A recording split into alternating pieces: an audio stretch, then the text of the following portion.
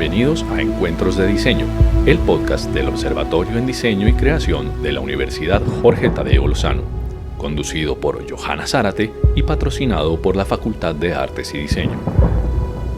En esta edición especial vamos a escuchar la lectura casera de los libros del Informe Final de la Comisión de la Verdad, un ejercicio de divulgación social de contenido. Cada episodio contiene un capítulo que será de su interés y podrá escucharlo en orden aleatorio.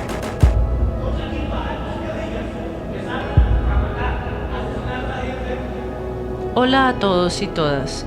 En esta edición especial de Encuentros de Diseño, queremos apoyar a una iniciativa ciudadana de lectura casera del Informe de la Comisión de la Verdad. En este episodio, escucharemos a Ana Cristina Restrepo Jiménez, periodista de la Universidad Pontificia Bolivariana, magíster en estudios humanísticos de EAFIT, columnista en El Espectador y El Colombiano, panelista en Blue Radio. Esperamos que sigan con esta lectura y la compartan con el mundo. Escuchemos. Hay futuro si hay verdad. Lectura del informe final de la Comisión para el Esclarecimiento de la Verdad, la Convivencia y la No Repetición. Capítulo Colombia Adentro, relatos territoriales sobre el conflicto armado. Antioquia, sur de Córdoba y Bajo Atrato chocoano. Estas noches y tardes hemos venido leyendo este capítulo. Primero leímos Territorio, vamos en el segundo, los grupos insurgentes de Antioquia. Ayer habíamos leído las relaciones entre narcotráfico, lucha contra insurgente y grupos de vigilancia y seguridad privada. Hoy leeremos Resistencia y represión en la Universidad de Antioquia. El año 1971 fue crucial para el movimiento estudiantil en Colombia. Los estudiantes de las universidades públicas exigieron la aplicación del programa mínimo de los estudiantes colombianos, que habían presentado al gobierno de Misael Pastrana Borrero y que reivindicaba la autonomía universitaria, la libertad de cátedra e investigación científica y la participación activa del estudiantado en el gobierno de las instituciones de educación superior. El movimiento de 1971 es indisociable del contexto de luchas por la transformación social que se dieron en Colombia en la década de 1960 y que continuaron en los años 70, pero también estuvo conectado a las expresiones de rebeldía juvenil en muchos países del mundo. El mayo de 1968 parisino, protestas juveniles contra la guerra de Vietnam en Estados Unidos y masivas movilizaciones estudiantiles en América Latina. En pleno Frente Nacional y en años de implementación de la Alianza para el Progreso, hubo en 1968 manifestaciones contra la visita de Nelson Rockefeller, secretario de Estado norteamericano, que venía a impulsar el programa de la Alianza y los cuerpos de paz. El levantamiento estudiantil adquirió fuerza desde el 7 de febrero de 1971 con el inicio de una huelga en la Universidad del Valle, que exigía la eliminación de las condiciones que impusieron los créditos del BID a la universidad, la expulsión de las entidades estadounidenses que venían dirigiendo los centros de investigación y el retiro de la ANDI y la Iglesia Católica del Consejo Superior Universitario. Al paro se sumaron otras universidades públicas del país, como la Universidad Nacional, la Universidad de Antioquia, la Universidad Industrial de Santander e incluso universidades privadas como Los Andes y Javeriana. En medio de la represión ordenada por el gobierno de Pastrana Borrero y su ministro de Educación, Luis Carlos Galán, los estudiantes se movilizaron durante todo 1971 y la primera mitad de 1972. El 8 de marzo de 1971, las centrales sindicales declararon paro nacional y en abril se declaró una huelga nacional del magisterio.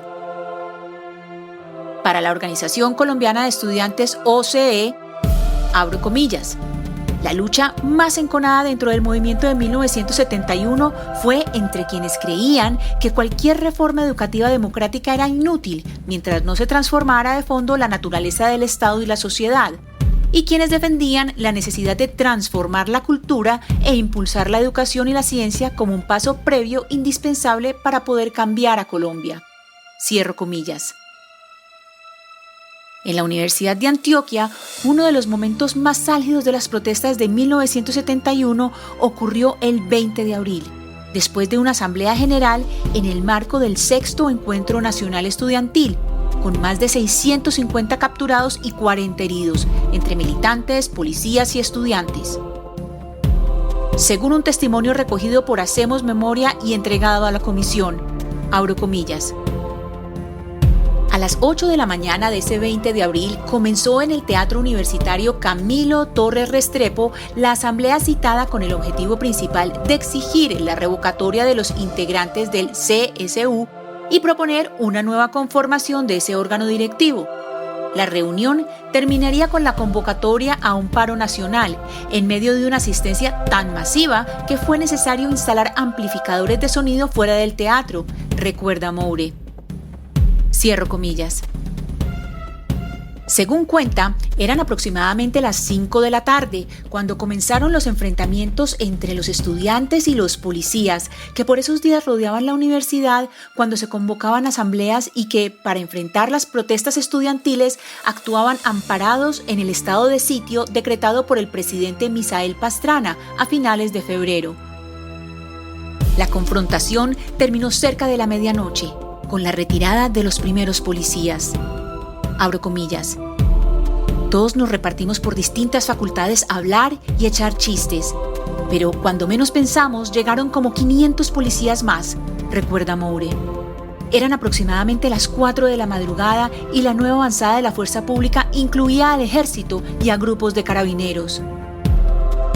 Los estudiantes no estaban preparados y ellos llegaron dando bolillo a la lata. Cuenta Alberto Arroyave, quien era estudiante de Sociología y secretario del CSE en ese entonces. El 16 de octubre de 1971, la Cuarta Brigada de Medellín, en un consejo de guerra, declaró culpables de apología al delito a los estudiantes Yamil Restrepo Montoya, Teresa Montero y Carlos Arturo Pérez, detenidos en las manifestaciones del 20 de abril. El Consejo de Guerra fue una de las herramientas contempladas por el estado de sitio decretado ese año por el gobierno. Aunque los paros y movilizaciones estudiantiles fueron frecuentes en los años 70, tuvieron sus picos más altos en 1971 y luego en el paro cívico de 1977, ya durante la presidencia de López Michelsen.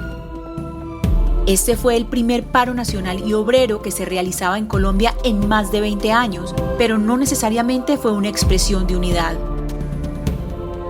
La Asamblea Estudiantil de la Universidad de Antioquia, por ejemplo, se manifestó contra el paro, pues consideró que las centrales obreras tenían intereses electorales. El paro se anunció el 1 de septiembre y de inmediato suscitó movimientos de parte del gobierno, amparado en el estado de sitio para evitar su éxito. Las centrales obreras, a su vez, reaccionaron a estos anuncios con estrategias para evitar grandes concentraciones que facilitarán la represión estatal. Abro comillas. En Medellín, de acuerdo con esas orientaciones, se organizarían más de 100 comités de fábrica y más de 12 en igual número de barrios en favor del paro. Cierro comillas. Barrios populares como Kennedy, Miramar, Santander, 12 de octubre, París, Santa Cruz, Aranjuez y Campo Valdés fueron, según lo reconstruyó el investigador Juan Fernando Ramírez, el epicentro del paro en la ciudad. Al ambiente de agitación política y social propio de la actuación del movimiento estudiantil, en demanda de asuntos propios de la gestión universitaria y en diálogo con el ambiente político de movilización social en el país, se sumó la presencia de organizaciones insurgentes que buscaron incidir en el movimiento estudiantil con sus propios objetivos y en procura de radicalizar el movimiento y articularlo con sus planes de crecimiento y fortalecimiento organizativo, político y militar de manera complementaria a la acción insurgente. El 11 de mayo de 1979, integrantes del M-19 tomaron el edificio San Ignacio de la Universidad de Antioquia, ubicado en el centro de la ciudad de Medellín. Varios estudiantes de bachillerato del colegio nocturno adscrito a la universidad presenciaron estos hechos. Esto fue narrado por un testigo presencial que para entonces cursaba 6º grado de bachillerato en el colegio nocturno, en el informe entregado por Somos Memoria. Abro comillas. Recuerda que los guerrilleros portaban uniformes militares y brazaletes del M-19, a diferencia de las 2 personas que intimidaron a Escobar, quienes estaban vestidas de civil. Según publicó el periódico El Colombiano, un día después de la incursión, la intención del grupo guerrillero era tomarse la emisora. Sin embargo, Franco asegura que los guerrilleros solo se dirigieron a los estudiantes y entregaron volantes que explicaban sobre los orígenes del M-19. Cierro comillas. Hasta aquí la lectura de esta noche. Mañana leeremos Resistencias en el Oriente Antioqueño, que es la última lectura de el punto 2, los grupos insurgentes en Antioquia, y entonces después pasaremos al punto 3, violencia política y guerra sucia 1977-1991. Entonces los espero mañana para leer estas resistencias en el Oriente Antioqueño. Muchas gracias por oír. Esta lectura casera la hizo Ana Cristina Restrepo Jiménez.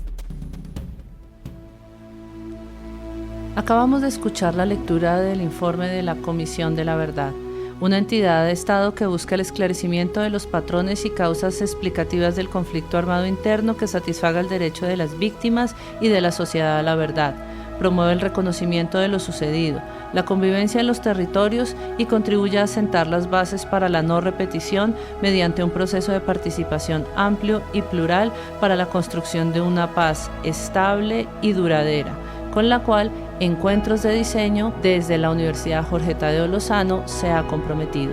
Esperamos compartan estos audios y nos ayuden a su divulgación.